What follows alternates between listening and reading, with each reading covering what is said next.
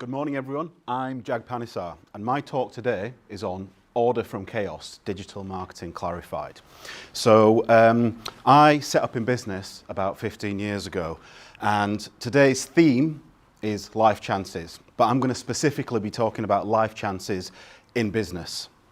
Now, there's all kinds of opportunities that present themselves in life in general, but in business, when you set up, there's all kinds of things you could be doing. It's, should I be doing this thing? Should I have a website? Should I go on social media?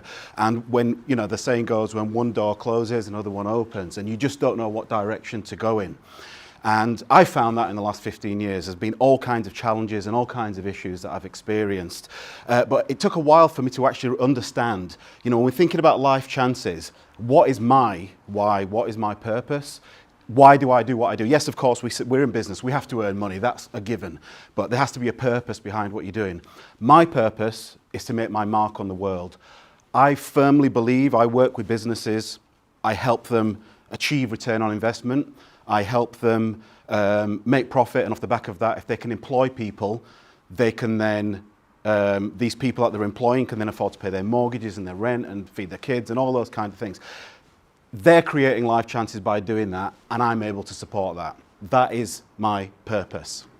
Now, when I'm working with businesses, the most common kind of questions that I hear, things I hear people say, is there's so many marketing methods, we don't know which one's right for us. We don't know what's working and what isn't. We're doing social media, we're doing this, we just don't know what's working. We just want results. We want results from our marketing. So hold that thought for a second. Let's take a second to look at this picture. This is the solar system. So the universe, now I'm no scientist, billions of years ago, the Big Bang Theory, the universe appeared out of nowhere. That's as far as my scientific knowledge goes. But one thing that I know about that is there was all this chaos, there was all this madness going on, and then this one thing happened and the solar system was created.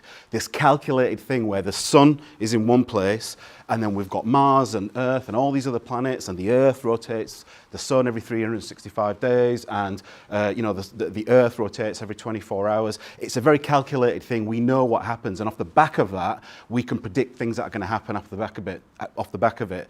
We know when the next lunar eclipse is. We know when the next time Halley's Comet is going to be flying past. But there's all kinds of unpredictable things in the universe that we just don't know. If you look at the picture, you can just see into the abyss. There's all kinds of madness a million light years away that we just don't know about. But let's focus on the things that we do know about. Today's talk is about demystifying digital marketing. And the way that I propose to do that is through a model, a methodology that I've created over the years. I call this model Solar 7. 7 stages to achieve return on investment in your organization, whether you're just starting out in business or whether you have been going for a while. And it's a methodology that works, and it's a framework that just helps people clarify and understand and move away from all this chaos and madness of all this digital stuff going on and algorithms changing, and then this new social platform. Should I be on TikTok? Should I be on LinkedIn? Should I be doing silly dances? All that kind of stuff. This is a framework that helps you understand that. So I'm going to go into a little bit more detail about it. So let's talk about discovery. The first stage for discovery is understanding where you've been as an organization, where you are now, where you want to go, who your competition are, and who your audience are. Now, these are really fundamental things. You need to sit down and just really figure out what all these things are and write them down. Where you want to go is your objectives. Make sure you're outlining where you want to go in 6 months, where you want to go in 12 months, where you want to go in 24 months, and so on. And your audience are really important, really, really, really important. You need to know who it is that you're selling to. Now, the most common hurdles, the things that you want to be watching out for, not being honest with yourself. You have to be honest with yourself. You can't say, right, well, I'm a web designer, so I'm the best web designer in the world. No, you have to be honest with yourself and understand where you actually sit in relation to the competition. Not thinking objectives through thoroughly enough. If you say, right, this time next year we'll be millionaires, we're going to quadruple our turnover and make loads of profit. If you don't have the resource for it, it's not going to happen. You have to be realistic, and we see a lot of people not being really realistic. And thinking your service or product is for everyone.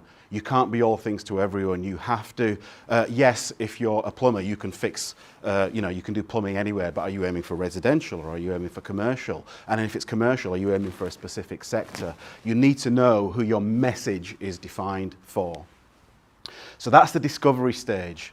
The next stage, stage 2, is defining your strategy. The strategy captures all activity that needs to take place in order to achieve the goals that you've set at the discovery stage. The kind of things that you want to be looking at in a strategy is your customer research. You want to be having a look at your competitors, what kind of things like what kind of marketing they're doing, what is their social media like, where do they rank on Google, and what you want to do is you want to see where your competitors are, see where you are, see where the gaps are in between, and then from there put a plan together of how you're going to fill those gaps. Think of it like a graphic equalizer. You've got your bass and your treble and your mid and everything else in between. You just need to tweak things accordingly in order to be able to understand, the direction you need to go in to get to achieve those goals that you've highlighted. The hurdles to watch out for: creating a strategy that has no action points or too many action points. There's no point in a plan if it doesn't actually say what you're going to do. Do loads of research, great, but you need to have action points from it. Not frequently reviewing the strategy. The amount of times I see people create this beautiful strategy, put it on a shelf and it just collects dust. It doesn't mean anything. You need to keep tabs on it. And not making it manageable. That links in with the first point. You need to think of it as maybe 3 core priorities in 3 months, 3 and 3. So if you've got objectives that you want to achieve at the 12-month mark, just break it down into 3-month periods and just review it on a rolling monthly basis, what you're going to do in the next 3 months. So that's stage 2. Stage 3 is at the heart of the model. It's your brand and your content, your message. It's so fundamental to what you do. Your brand is so much more than just a logo. It's your message, it's your voice, it's how you make people feel, it's the perception that that you create in their minds. The most common hurdles you need to watch out for on this is believing that your brand is just a logo. It isn't. It's everything I've just said. It's how it makes people feel. It's what people believe you. It's that intrinsic value inside people. Not targeting brand around your audience. We talked about audience for stage 1 at the discovery stage. You really need to be making sure you're targeting the brand and the messaging to speak directly to. If you've got an audience of 60-plus-year-old females, the kind of messaging that you're going to put together is going to be different for 18-year-old males. So you've got to think about your audience. And then not placing enough emphasis on the brand stage. The reason the brand stage is at the heart of the model is because it's really, really, really important. The next stage is your website, and that's a bit like the sun in this solar marketing system. Your website is a platform to execute your call to action. So do you want people to go in and purchase? Is it an e-commerce site? Do you want them to pick up the phone? Do you want them to fill in a form? It's a very fundamental part of your whole marketing setup. So the hurdles to watch out for: when a website doesn't become a tool to generate inquiries or deliver a call to action. The number of times we come across businesses where they say, our website's just there, it's not doing it. It's a fundamental part in the digital world. Think of the digital world and the real world as completely two completely different universes. You could be amazing in the real world and terrible in the digital world, and vice versa. You need to be good in both to succeed in business these days. Another hurdle: when too much information is given, less is more. No one wants to be pounded by a wall of text on a website. And thinking everyone has your user habits. Just because you think on your website, oh, I'd go there and click on that and do that, just because you do that, doesn't mean everybody else will. Stage 5 are what we call the planets. The planets that surround the sun, the website. These are the ways that you get traffic to your website. So whether it's search marketing, whether it's social media, email, advertising, or PR, all of these drive traffic to the website, which is what causes people to get in touch with you. The orange ring around each one of these planets is content. So content is key to the model, it's right at the heart, but it's also fundamental to all these other elements. For example, you could be posting on social media all day, every day, but if you're not saying anything that resonates with your target audience that you've talked about at stage 1, it means absolutely nothing. Content is king. Bill Gates, that was one thing that he quoted once, and he was absolutely right. Content, it's all about the message that you're getting across. It doesn't matter how sexy your website is or how beautiful the pictures are on your social media. It's all about the message that the thing that you're saying to people. Hurdles to watch out for: setting expectations too high.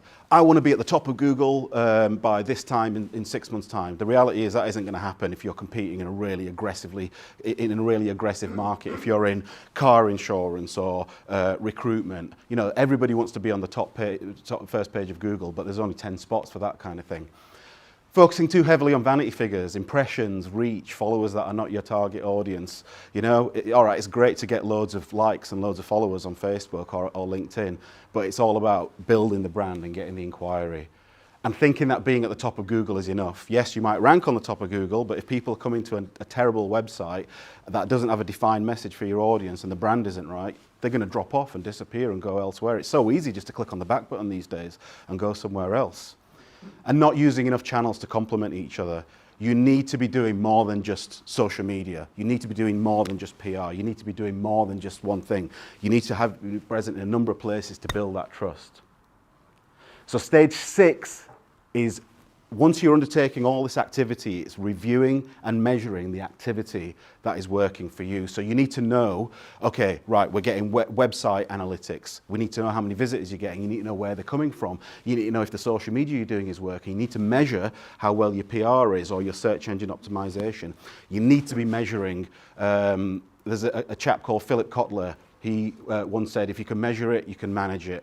Amazing guy, and he was absolutely right. If you don't measure it, you can't manage it. It's pretty simple, really. The things to watch out for at stage 6 are not measuring the right key performance indicators.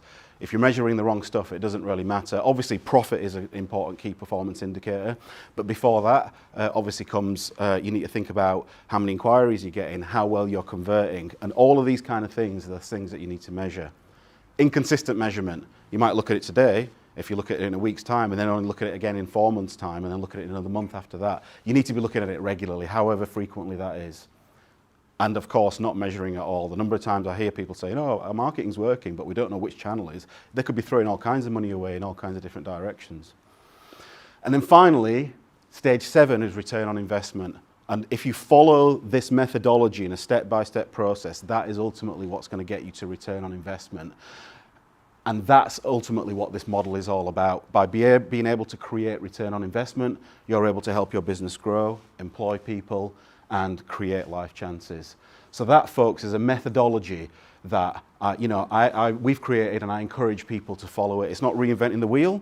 It's all stuff that's already there, but it's taking the chaos out of digital marketing, all these things where people are saying, oh, no, you want to do this, and the algorithms change, so you want to do that. A lot of people in our industry prey on fear and people's lack of knowledge.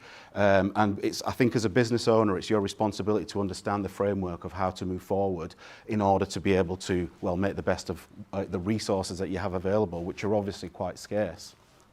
So, to wrap up, folks, today's talk, like I say, is about life chances in business, and hopefully it's created some kind of structure for us to get over this kind of technology overwhelm that we've got these days, where all these things are going on. And what I'm hoping that this as a model is able to do is to actually help business owners, for you to make your mark on the world by helping you be more structured, grow your business, employ more people, and create life chances for other people. Thank you.